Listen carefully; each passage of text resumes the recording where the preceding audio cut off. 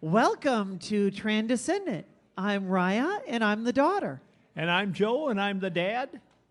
And we are doing our first outside of our studio live broadcast. This is really, really exciting.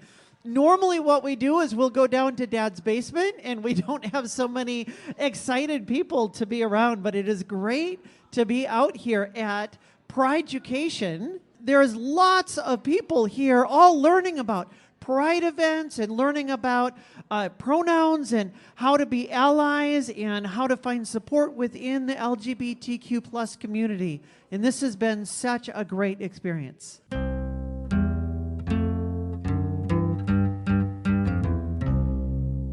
So today we would like to introduce Maggie William as our guest.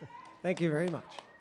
Maggie is on the board of the Rainbow Alliance, which is putting on this event here today. And Maggie has quite a story. Maggie, would you like to introduce yourself a little bit? I am a parent, spouse, child, and an educator.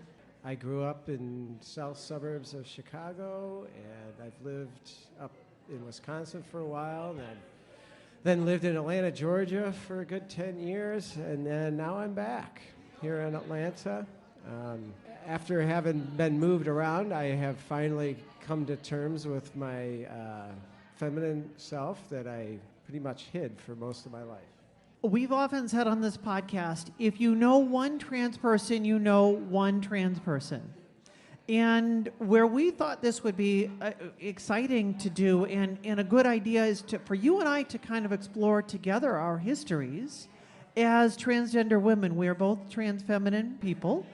By comparing and contrasting our stories, we'll really be able to get a good idea of what is the trans experience like. Okay. And I believe we're kind of close in age as well, too. Yes, both within a few years, and we both transitioned a little later or came to terms. So we'd like to start with that beginning part, with our lives in the closet. As many of you know that are here, life in the closet is miserable, isn't it? Right? Can you agree? Maggie, would you tell us a little bit about your story of what did you experience before you started talking about being trans? Yeah, right.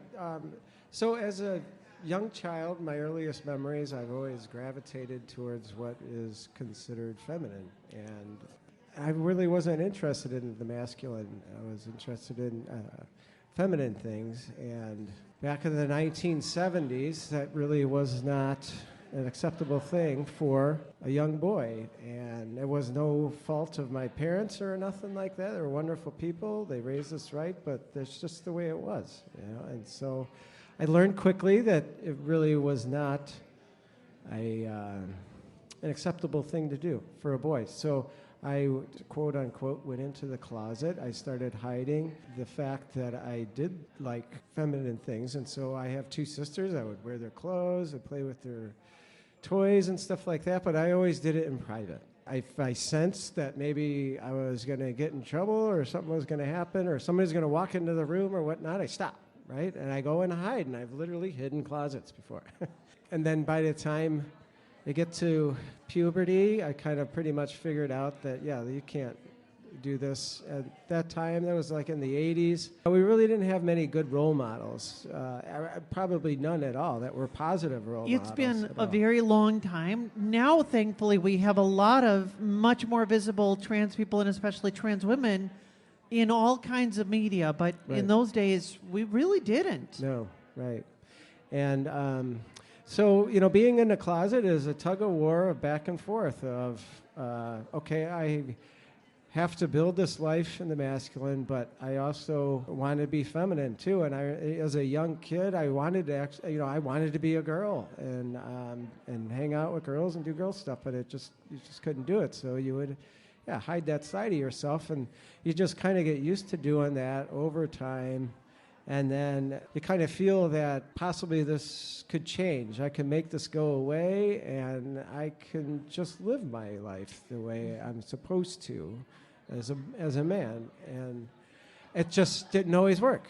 It would go back and forth. Like I would shave my legs, for instance, because I didn't like hair, and then I would be like 2 weeks of terror, or however long it took for the hair to grow back. That kind of thing. And you would just going back and forth with that, and then by the time you hit a certain age, after a couple of decades, early 40s, and now seeing more positive role models in the trans community, and that it's not a bad thing. There's nothing wrong with it, to kind of come to terms with that then in a more healthy way. So at what age did you begin to start transitioning, to at least come out in pieces? That would be about, the early 40s. I think I was like 41, 42. And by that time, I had already established a life, a career, a marriage, and I was a parent to a child at that time. And I was just totally had this life as a male. And so I didn't come out right away. So it was something that I had to do over time. I had to kind of put it in my head that this is okay for me to be this way. I had to be okay with myself before then I felt like the most important person that I would have to tell would be my wife, right? I owe her that. Was that the first person you spoke Yes. to? Okay. And So I'm you like, told your wife first. How did that go? It went better than I had expected, and I felt like I owed it to her to tell her. Like I have friends of mine who I knew I could say something to probably and help keep that secret, but I was like, if I tell anybody, it has to be my wife first. And then when I went to go, I just told her, I have to tell you, I tried several times to do it over the years, and it took probably like 2 years to actually say it, okay? Like I would build up the courage to be like, okay, I got to tell her, and then I would chicken out. And so over doing that for a while, I just flat out said, I have to tell you something important, and then I couldn't back out, right? And so it kind of was interesting, because at first she thought, well, are you having an affair? Because I didn't really spit out the words yet. And I'm like, no. And she's like, are you attracted to other people? I mean, what's going on? Are you going to leave me? I'm like, no. I was like, I like to wear women's clothes. And it just threw it out there. She had no idea? No. So she had never caught you? She had No. never anything? Mm-mm. It was completely... Yeah. I was like a spy living in a foreign country. I could have worked for the CIA or something, I think, right? Because I was like, how couldn't you know? I did ask her that. And she's like, I don't know. Can you talk a little bit about how you felt having to be secretive like that? I imagine there was quite a bit of shame. Yeah, that would come. Absolutely, because you always felt like you were lying and being deceitful about stuff. So how did she take it when you finally told her? She was like, when I finally just spit out those words, she was just like, oh, all right, well, that's nothing bad. And I'm like, that was a great initial reaction. And then as a couple of weeks went by and it kind of sunk in, she had time to process it. It wasn't as... She was struggling with it then, I'm not sure, how do I fit into this or what's going to happen to us, and which is understandable, right? Because she married a male who now has this strong feminine side who wants to identify as feminine. So it's understandably a uncertain time, and it's taken a while for us to get back to being just like, okay. Mm-hmm. Now, I find it interesting to point out some of the similarities and then the differences between you and I of how we navigated some of the same things. Both you and I have been exclusively attracted to women.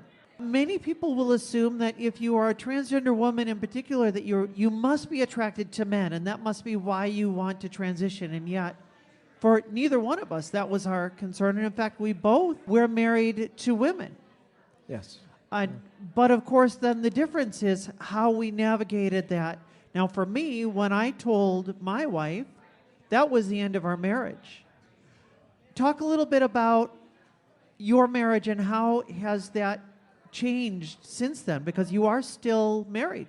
Yes, we are. And I think, we've worked through a lot. And again, it was that uncertainty of where are we headed. It was hard for my wife, and very understandable, because I didn't even know where I was headed either. And here I am, slowly changing over time, very gradually. And then, so we've had to have some pretty tough conversations, and one of them came down to where it was like, well, if you feel like we've got to split up, if you need to leave the situation, I totally understand, you know. I mean, I think we could remain friends, continue to raise our child, but I cannot ever go back in the closet. I just could never do that. I can't. It's just too horrible of a place.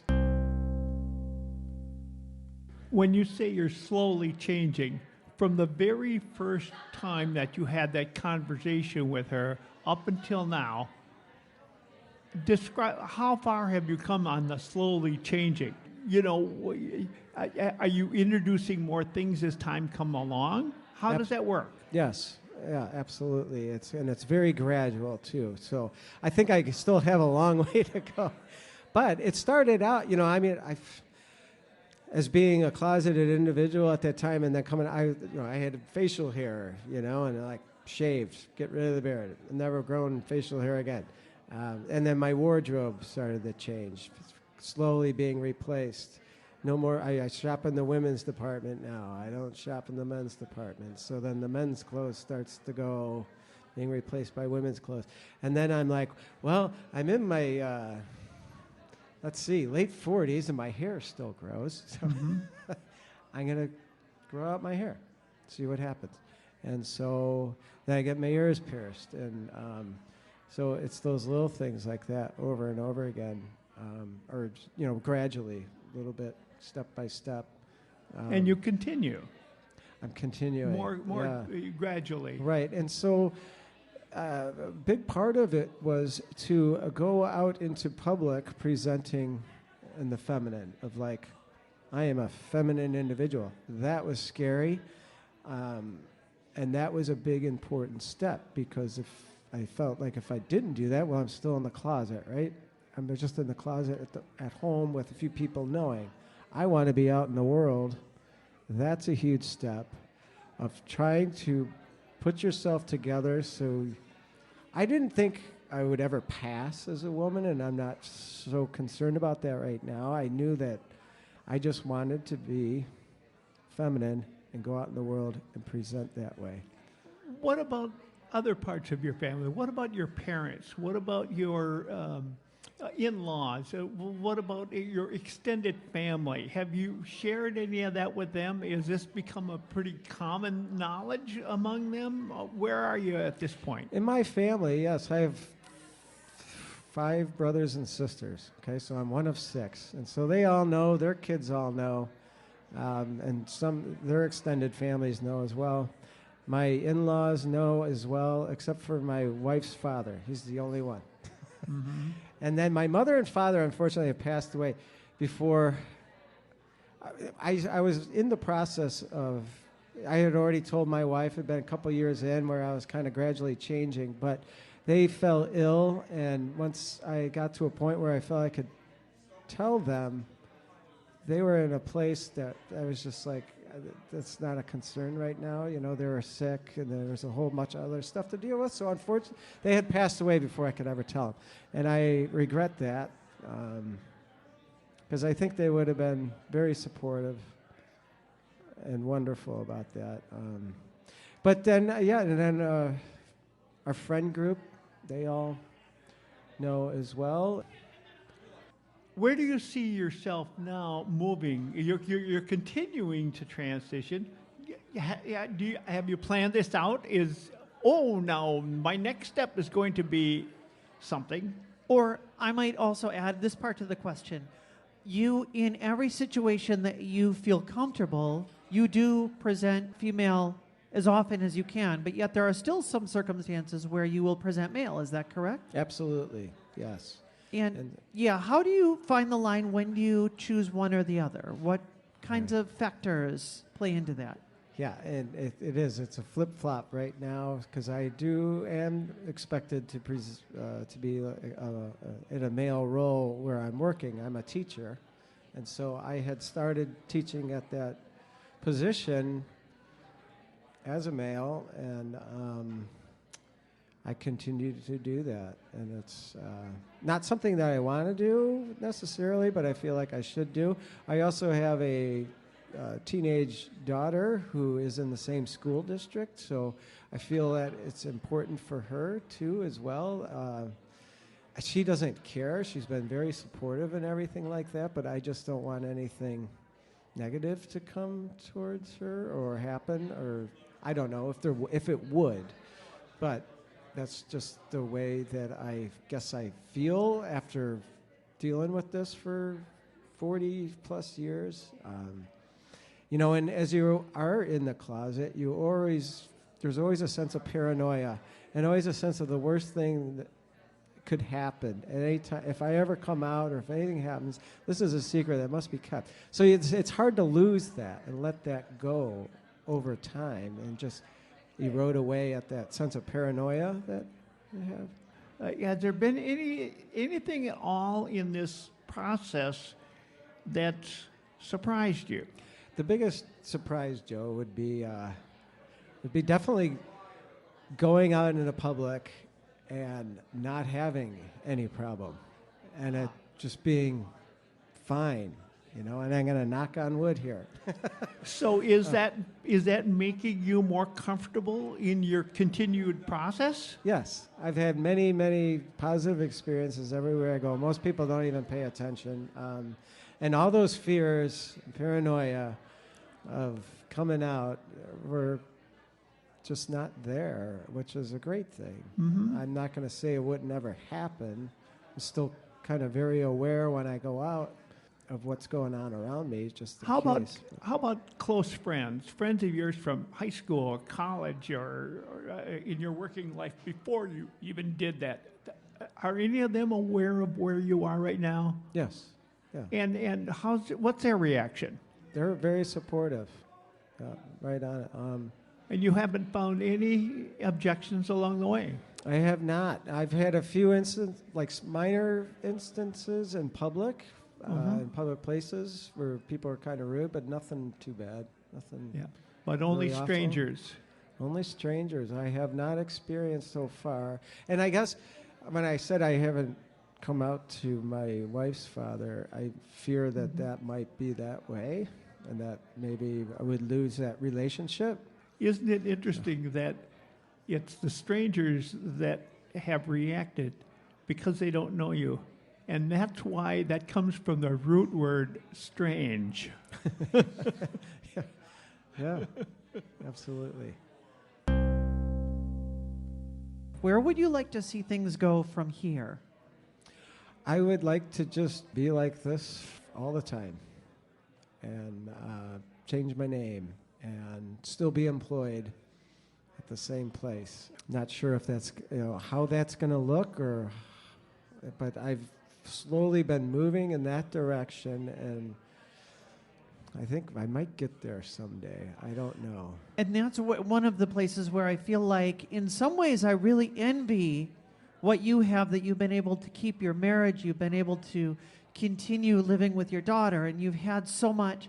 But the cost has been that you still have some times where you're not able to be fully present as yourself.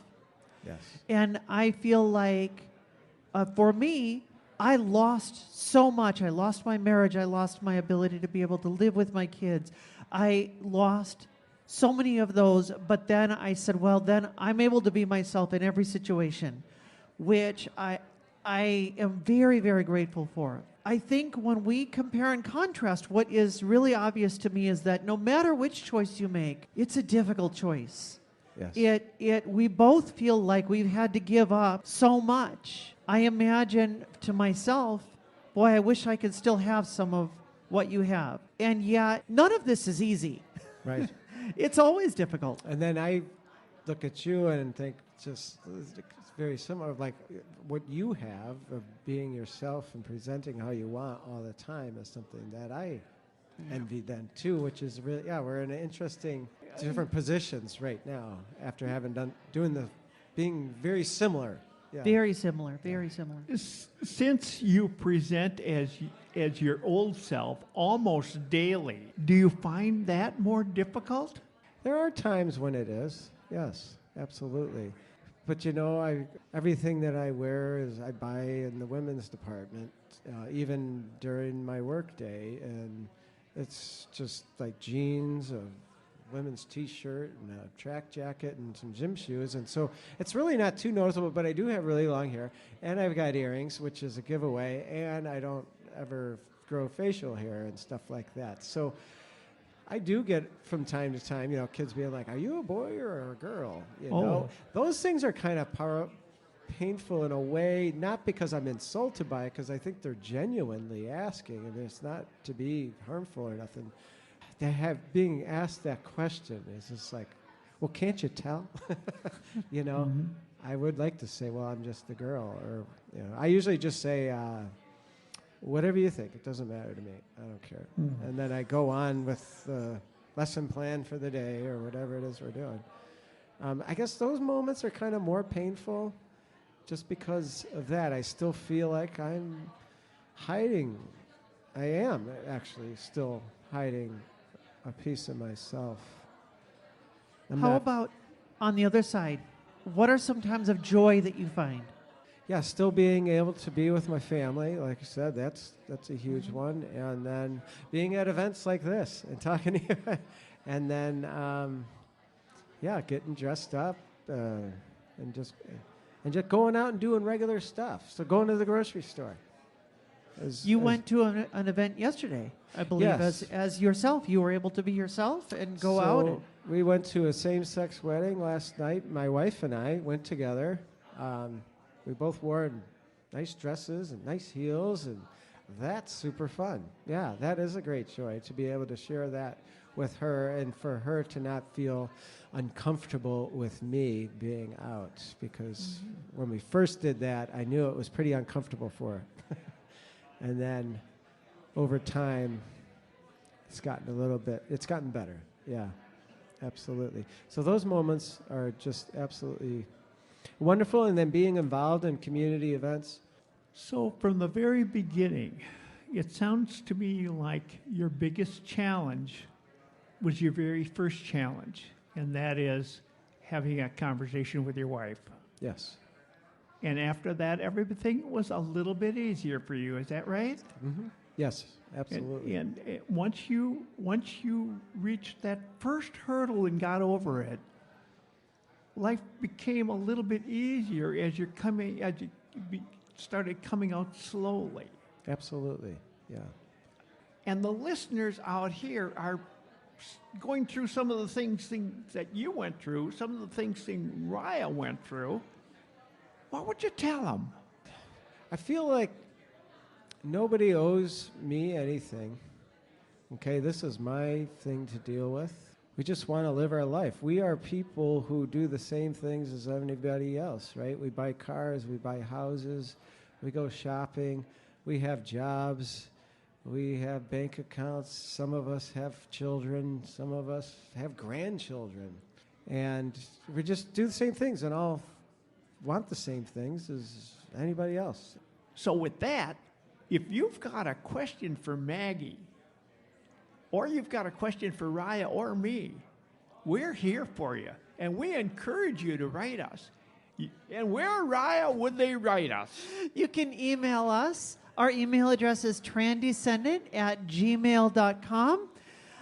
We are very grateful, Maggie, to have you here with us today. Thank you so much for being willing to come out, to share your story in front of all of these people here and with all of our listeners. It's been really an honor to have you here. It's been an honor and a privilege on myself, too. I've never been on a podcast before. So and we'd like to have you back as a guest again sometime. I would love to, yeah. And maybe future on, and you can tell us what the next steps were. Sure. Yeah. Thank you so much for tuning in to listen today. We will talk to you next week, and have a positive week.